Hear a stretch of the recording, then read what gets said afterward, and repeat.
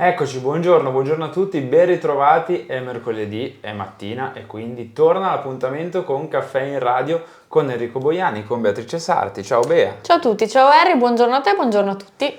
Buongiorno a tutti con i nostri caffè, buongiorno con l'attualità del Milan, perché il Milan arriva dal pareggio 1-1 contro l'Atalanta a San Siro, c'è la Lazio venerdì all'Olimpico, ma continua a tenere banco, diciamo, la situazione relativa a Mike Maignan, che è la prima vera tematica di oggi. Gli errori, i rigori non parati, non è più il Mike di una volta, è il rinnovo, insomma, Mike sembra essere il capro espiatorio, Bea, di questo momento Il nuovo, qui. Il nuovo capro capro espiatorio. espiatorio.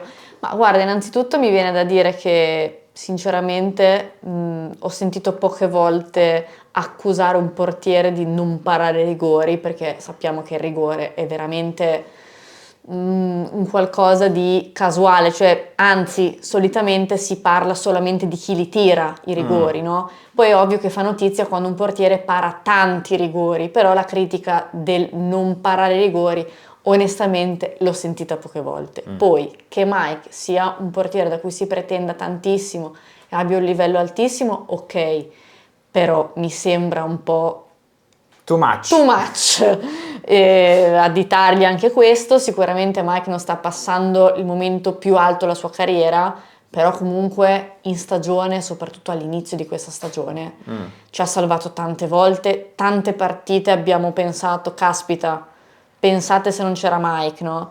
Quindi credo che un giocatore di questo livello bisogna sostenerlo soprattutto in momenti del genere, perché sostenerlo quando le cose vanno benissimo è molto semplice.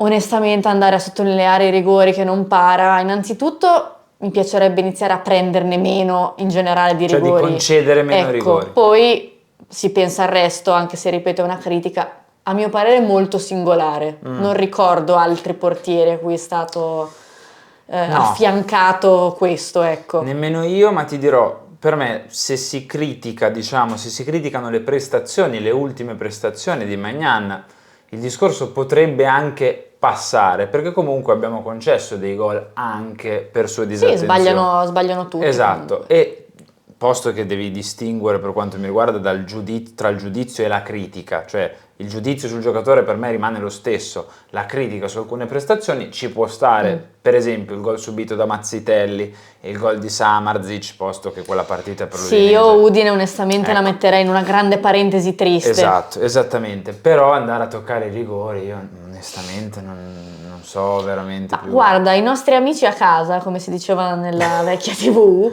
si dovrebbero chiedere il perché a turno viene Bersagliato indirizzato qualcuno. il giudizio, no, verso un giocatore del Milan, perché è stato il turno di Teo, Rafa è un sempreverde, un evergreen, e adesso c'è Mike.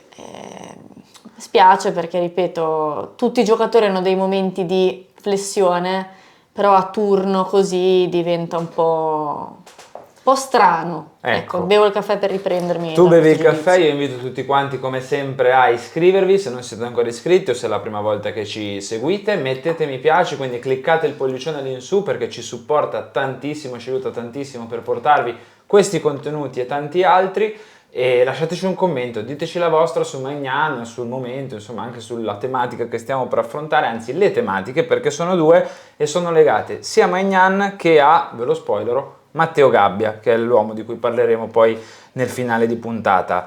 La seconda tematica è relativa all'estate, perché c'è questa nuvola, aleggia questa nuvola di un'altra grande cessione. Che bello. Ecco, esatto.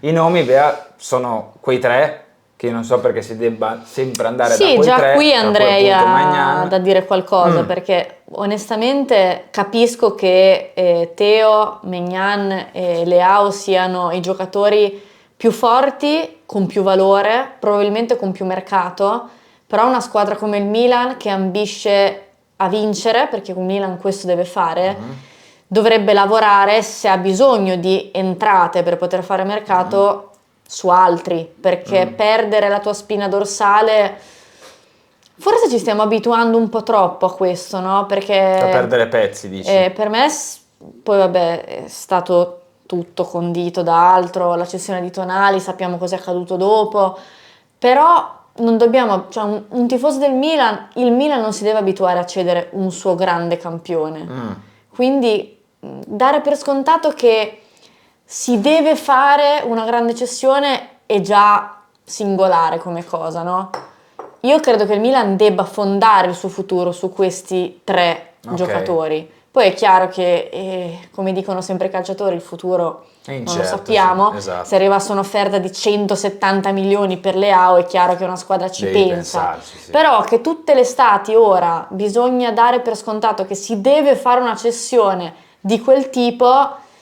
Un po' triste, secondo me, ti dirò, io sono dell'idea, l'ho già detto anche i giorni scorsi, che se devi vendere, cioè se sei costretto per motivi economici che ci può stare a vendere, piuttosto andrei a prendere soldi, tra virgolette, da uno degli altri, cioè io ripartirei da quei 3 lì, cioè da Teo, da Mike e da Rafa.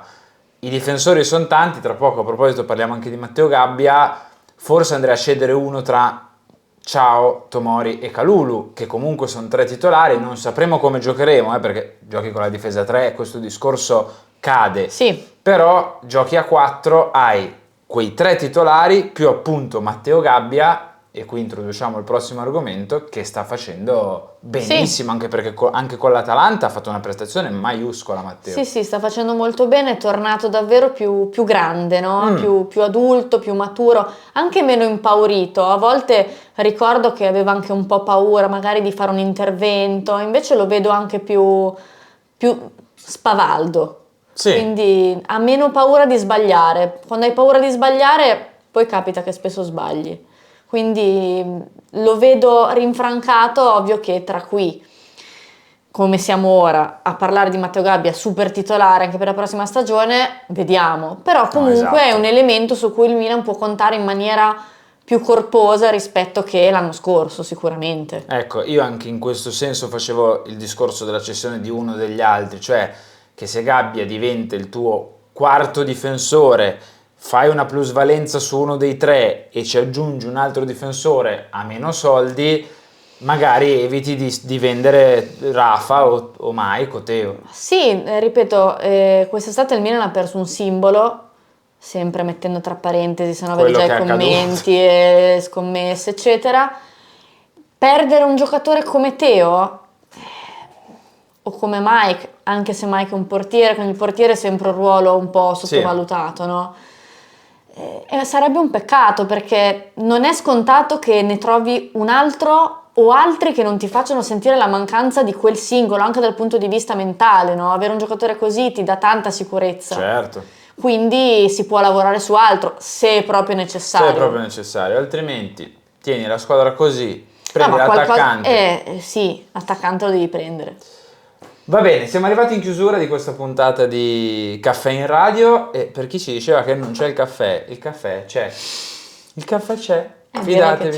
C'è anche lo zucchero. Esatto, c'è anche lo zucchero, quindi non prendeteci in giro, mi raccomando. Bea, grazie, ciao. Grazie a voi, a dopo. Quindi buona colazione a tutti, noi ci ritroviamo con tutti gli altri appuntamenti odierni partendo da Mattino Milan tra pochissimo con me e il direttore. Ciao.